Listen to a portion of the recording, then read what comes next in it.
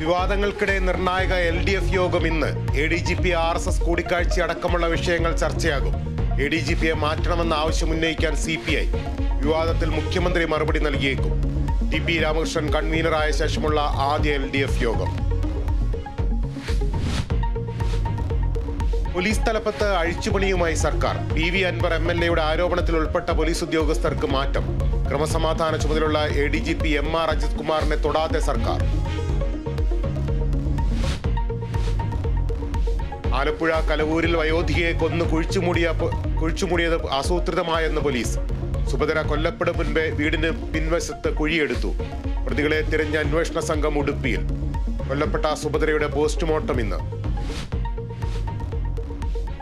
മണിപ്പൂരിൽ സംഘർഷബാധിത മേഖലകളിൽ നിരോധനാജ്ഞ തുടരുന്നു. വിദ്യാഭ്യാസ സ്ഥാപനങ്ങൾക്ക് 2 ദിവസം കൂടി അവധി.